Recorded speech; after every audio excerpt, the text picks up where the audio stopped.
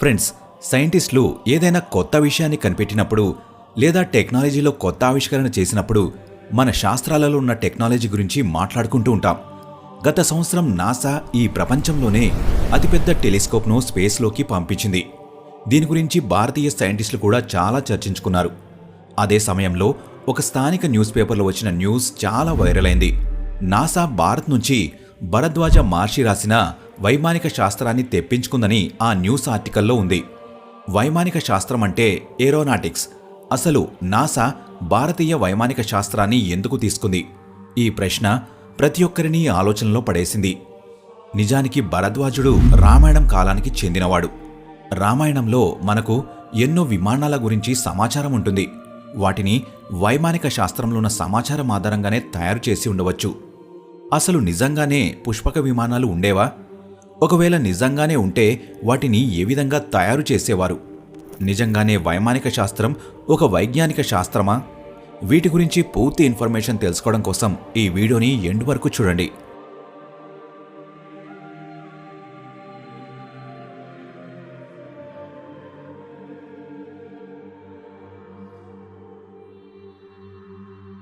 మన శాస్త్రాలలో ఉన్న విజ్ఞానం గురించి నేటికీ చర్చలు జరుగుతూనే ఉన్నాయి. ప్రాచీన కాలంలో ఉన్న ఋషులకి నేడున్న విజ్ఞానం కంటే ఎక్కువ జ్ఞానం ఉండేదని అంటుంటారు.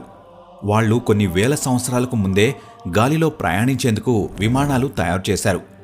మనం ఇప్పుడున్న టెక్నాలజీతో కూడా అలాంటి పుష్పక విమానాలు తయారు చేయలేం. ప్రాచీన కాలంలో ఉన్న ఋషులు చాలా గొప్పగా ఆలోచించేవారు. వాళ్ల గొప్ప గొప్ప ఆలోచనలతోనే ఎన్నో అద్భుతమైన గ్రంథాలను రాశారు. 5000 సంవత్సరాలకు ముందు మన పూర్వీకులు ఆధునిక విజ్ఞానంతో జీవించేవారు. వాళ్ళు ఆకాశ మార్గంలో ప్రయాణించేవారు. దీని గురించి సాక్ష్యాలు అడిగినప్పుడు చాలామంది రామాయణంలో ఉన్న పుష్పక విమానాల గురించి చెప్తుంటారు. కానీ ఇక్కడ ఆలోచించాల్సిన విషయం ఏంటంటే, నిజంగానే భరద్వాజుడు గొప్ప విజ్ఞానం కలిగినవాడా? నిజానికి విమానాలకి భరద్వాజుడికి ఏ సంబంధం లేదు. వాల్మీకి మహర్షి రాసిన రామాయణంలో అరణ్యకాండంలో భరద్వాజ మహర్షి గురించి చెప్పబడింది. శ్రీరాముడి వనవాసం పూర్తయిన తర్వాత భరతుడు శ్రీరాముడిని తిరిగి తీసుకురావడానికి వెళ్తాడు. ఆ సమయంలో భరతుడు భరద్వాజ మహర్షిని కలుసుకుంటాడు. ఇద్దరూ తమ బాగోగుల గురించి మాట్లాడుకుంటారు. భరతుడు భరద్వాజ మహర్షిని చెట్లు పక్షులు ఎలా ఉన్నాయని అడుగుతాడు. కాని ఎక్కడా కూడా వైమానిక విజ్ఞాన అనే పదాల ప్రస్తావనే లేదు. భరద్వాజుడు ఆదేశంతో భరతుడిని పెద్దవనాలు సత్కరించాయి. పాయసంతో నిండి ఉన్న నదులు ప్రవహించాయి. భరతుడు భరద్వాజుడు కనీసం ఆకాశం గురించి కూడా మాట్లాడుకోలేదు. దీన్ని బట్టి భరద్వాజుడికి విమానాలకి ఏ సంబంధం లేదని తెలుస్తుంది. రామాయణంలో 3 రకాల విమానాల గురించి చెప్పారు. వాటిల్లో మొదటి విమానం చాలా అందంగా ఉంటుంది. దానిని లంకాపతి రావణాసురుడు సీతని అపహరించడానికి ఉపయోగించాడు. వాల్మీకి రామాయణంలోని అరణ్యకాండంలో దీని గురించి సమాచారం ఉంటుంది. రావణాసురుడు ఒక చేత్తో సీతాదేవి కేశాలను పట్టుకుని మరో చేత్తో సీతాదేవిని భూమితో సహా పట్టుకున్నాడు. ఆ సమయంలో రావణాసురుడు భారీ శరీరంలో ఉన్న ఒక పర్వతంలా కనిపించాడు. అతన్ని చూసి అడవిలో ఉన్న దేవతలందరూ భయపడి పారిపోయారు.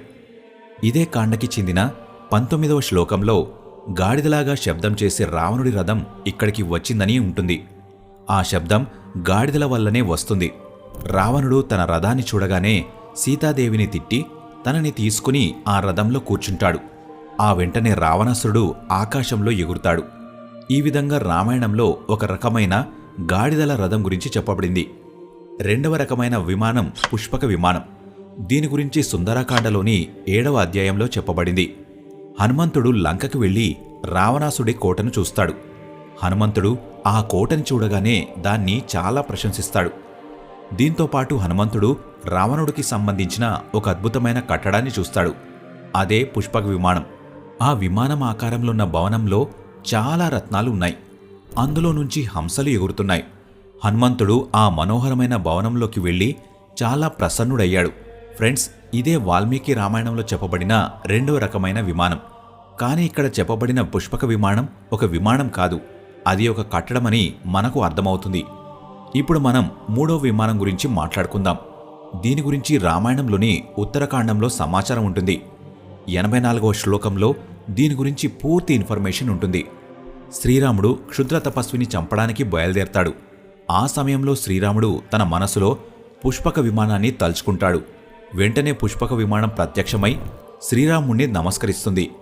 మూడవ విమానం శ్రీరాముడికి నమస్కరించిందని చెప్పాడు. ఇక్కడ కూడా పుష్పక విమానం అంటే విమానం కాదు, అది ఒక దేవత అయ్యుండొచ్చు లేదా దేవుడు అయ్యుండొచ్చు. అది శ్రీరాముడికి సేవ చేస్తుంది. శ్రీరాముడు మనసులో తలుచుకున్న వెంటనే ప్రత్యక్షమవుతుంది. శ్రీరాముడితో మాట్లాడుతుంది.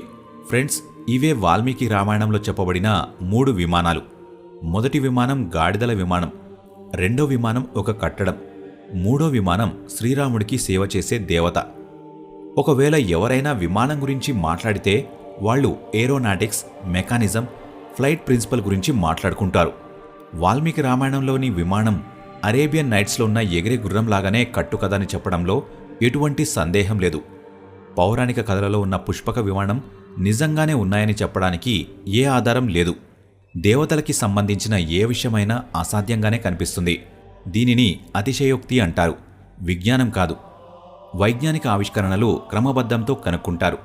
దీన్ని కనిపెట్టడానికైనా సరే problem, hypothesis, experiment, observation, conclusion అనే 5 స్టెప్స్ ఉంటాయి. సైంటిస్టులు ఏది కనిపెట్టాలన్నా వీటినే ఫాలో అవుతారు. విజ్ఞాన ప్రగతి గురించి మాట్లాడుకుంటే అవి చాలా సాధారణంగానే జరుగుతూ ఉంటాయి. రామాయణంలో, మహాభారతంలో న్యూక్లియర్ దాడుల గురించి కూడా చెప్పబడింది. ఒకవేళ నిజంగానే వాళ్లకి న్యూక్లియర్ థియరీ గురించి తెలిసి ఉంటే ఎలక్ట్రిక్ మోటార్ని ఎందుకు కనుక్కోలేకపోయారు? విమానాల కార్యకలాపాల గురించి తెలుసుకున్నవారు ఎలక్ట్రోమాగ్నెటిజం, జనరల్ మెకానిక్స్, లైట్, యాంత్రిక ప్రయాణం లాంటి సదుపాయాలు ఎందుకు కనుక్కోలేకపోయారు? వాళ్ల దగ్గర మిసైళ్లు అయితే ఉన్నాయి, అయినా కూడా వాళ్ళు ముఖ్యంగా రథాలపైనే యుద్ధం చేశారు. ఒకవేళ ఆ సమయంలో నిజంగానే విమానాన్ని తయారు చేసి ఉంటే చిన్న మోటార్ సైకిల్స్ని తయారు చేయలేరా? రథాలపైన ఎందుకు యుద్ధం చేయాల్సి వచ్చింది? నేరుగా గాల్లో యుద్ధం చేయడం ఎలా సాధ్యపడింది? నిజానికి ఇంజన్ కరెంటు వల్లే రన్ అవుతుంది, ఆ తర్వాతే విమానం తయారవుతుంది. యాక్చువల్గా విమానం గాల్లోకి ఎగిరే ముందు 4 ఫీట్లు ముందుకు ప్రయాణించాల్సి ఉంటుంది. కానీ ప్రాచీన కాలంలో ఉన్న పుష్పక విమానం నేరుగా గాల్లో ప్రయాణించింది. ఆ తర్వాతే ఎద్దుల బండ్లు ప్రారంభమయ్యాయి, రథాలపైన యుద్ధాలు జరిగాయి. మనం ఏ టెక్నాలజీ గురించి మాట్లాడుకుంటున్నామో అది మన దగ్గర కొన్ని వేల సంవత్సరాల క్రితం ముందే ఉండేది. ఒకవేళ ఈ విషయం నిజమైనట్లయితే మనం కొన్ని సంవత్సరాలకు ముందే అంతరిక్షంలో జీవించేవాళ్లం. ఒకవేళ మనల్ని ఎవరైనా ఆక్రమించారనుకుందాం. వైజ్ఞానికులు అందరూ తమ విజ్ఞానాన్ని కోల్పోయారనుకుందాం. ఆక్రమణకి ముందే న్యూక్లియర్ థియరీ, విమానం నిర్మాణం గురించి తెలిసినవారు కత్తులతో ఎలా ఓడిపోయారు?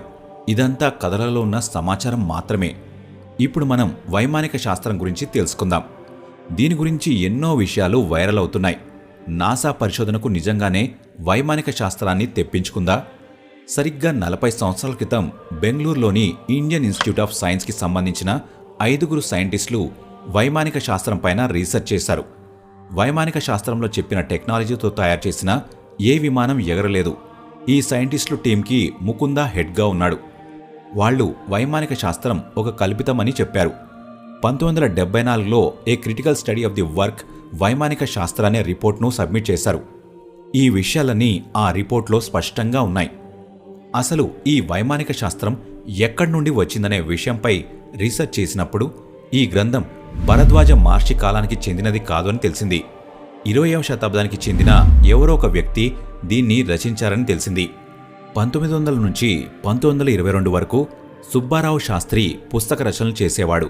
అతను సంస్కృత శ్లోకాలని అనువాదం చేస్తాడు. అతను అనువాదం చేసిన వాటిని తన అసిస్టెంట్ 1944లో వైమానిక శాస్త్రం రూపంలో పబ్లిష్ చేశాడు. దాదాపు 7 సంవత్సరాల తర్వాత 1951లో మైసూర్లోని International Academy for Sanskrit Research స్థాపన చేసిన జాయ్సర్ ఈ వైమానిక శాస్త్రాన్ని మళ్లీ పబ్లిష్ చేశాడు. ముకుందా తన బృందంతో ఈ పుస్తకాన్ని పూర్తిగా రీసెర్చ్ చేసిన తర్వాత నుంచి ఇప్పటి వరకు ఎవరు కూడా ఈ పుస్తకాన్ని పూర్తిగా ఖండించలేదు, లేదా ఈ శాస్త్రం సాయంతో ఏ విమానాన్ని కూడా ఎగరగలిగేలా చేయలేదు. ఇప్పుడు అతిపెద్ద ప్రశ్న ఏమిటంటే, సుబ్బారావు శాస్త్రి చాలా సంవత్సరాలు కష్టపడి తన క్రెడిట్ని భరద్వాజ మహర్షికి ఎందుకు ఇస్తాడు? ఫ్రెండ్స్, ఒకవేళ మీరు ఒక కవి అనుకోండి, కానీ మీకు అంత గుర్తింపు లేదనుకోండి. ఒక విషయాన్ని ఎలాగైనా నమ్మించాలనుకున్నప్పుడు మీకు 2 దారులుంటాయి. మొదటిది, ఎవరైనా గొప్ప వ్యక్తులు ఈ పుస్తకాన్ని రాశారని చెప్పడం. దీనివల్ల అందులోన్న విషయాలు ఎవరైనా సరే చాలా సులభంగా నమ్మేస్తారు. సోషల్ మీడియాలో మీకు ఇలాంటి ఎన్నో ఎగ్జాంపుల్స్ కనిపిస్తాయి. అబ్దుల్ కలాం చెప్పినట్టు లేదా ఐన్స్టీన్ చెప్పినట్టు ఎన్నో కోట్స్ వస్తూ ఉంటాయి. మీలో చాలామంది వాటిని నిజమని నమ్ముతారు కూడా. కానీ వాళ్ళు ఎప్పుడు కూడా ఇలాంటి కోట్స్ చెప్పలేదు. రెండో పద్ధతి ఏంటంటే, ఏదైనా ఒక సంబంధిత గ్రంథాన్ని తీసుకుని అందులో మీకు తెలిసిన 2 విషయాలు పబ్లిష్ చేస్తే కాలం గడుస్తున్న కొద్దీ అందరూ కూడా ఆ 2 విషయాలు ఆ పుస్తకంలోనివే అని అనుకుంటారు. ఆ తర్వాత వాటిని నిజమని కూడా నమ్మడం మొదలు పెడతారు. దీన్ని రివర్స్ ప్లేజియరిజం అంటారు. ఇందులో కవులు చెప్పాలనుకున్నది గొప్ప పుస్తకాల్లో చేర్చి పబ్లిష్ చేస్తారు. దీనివల్ల అతనికి ఏ పేరు రాదు, కానీ అతను చెప్పింది ప్రతి ఒక్కరూ నమ్మడం మొదలు పెడతారు. ఉదాహరణకి ఒకసారి రామాయణంలోని ఉత్తరాఖండనే చూడండి. కొంతమంది కవులు తమ జాతి ప్రజలు చూసే దృష్టికోణాన్ని మార్చడం కోసం ఈ విధంగా చేశారు. ఇది వారిపైన చాలా ప్రభావం చూపింది. ఈ పనులు చేయడం వలన ఎలాంటి గుర్తింపు రాదు. ఇలాంటి పనులు తమ ధర్మం కోసం చేస్తారు, లేదా తమ ఇష్టమైన దేవతలను గొప్పగా చూపించడానికి కూడా చేస్తారు. ధర్మం కోసం ఇలాంటివి చేయడం తప్పు కాదు. ఒకవేళ నేను ఒక సైంటిఫిక్ థియరీని తీసుకుని కొద్దిగా మార్చి సంస్కృతంలో అనువాదం చేసి దాన్ని ఒక గొప్ప కవి రాసినట్టుగా పబ్లిష్ చేస్తే 10 మందిలో ఖచ్చితంగా 9 మంది అదే నిజమేనని భారతీయులు నమ్ముతారు. నాసా ఎలాంటి సంస్థ అంటే దాని దగ్గర అన్ని సదుపాయాలు ఉంటాయి. నాసా దగ్గర మన హిందూ ధర్మం గురించి ప్రస్తావన వచ్చిందంటే ప్రతి ఒక్క భారతీయుడు గర్వపడతారు. అందుకనే వాళ్ళు భరద్వాజుడు రాసిన వైమానిక గ్రంథాన్ని తెప్పించుకున్నారనే రూమర్స్ వినిపిస్తున్నాయి. మన పూర్వీకుల కాలంలోనే చాలా విజ్ఞానం ఉంది. ఇది నిజం కాదు. ఇది కేవలం అపోహ మాత్రమే. మనం ఇలాంటి అపోహలను పక్కన పెట్టి టెక్నాలజీలో ముందుకు వెళ్లాల్సిన అవసరం ఉంది. నిజంగా మన పూర్వీకులు గొప్పవాళ్లైనా సరే వాళ్ళని గొప్పగా చూపిస్తే మనం గొప్పవాళ్లం అవ్వలేం. మనం గొప్పవాళ్లం అవ్వడానికి ఎన్నో దారులు ఉన్నాయి. ఈ వీడియో ఇంతే ఫ్రెండ్స్. ఈ వీడియో మీకు నచ్చినట్లయితే లైక్ చేయండి. ఇలాంటి మరెన్నో వీడియోస్ కోసం ఇప్పుడే మన ఛానల్ని సబ్స్క్రైబ్ చేసుకోండి.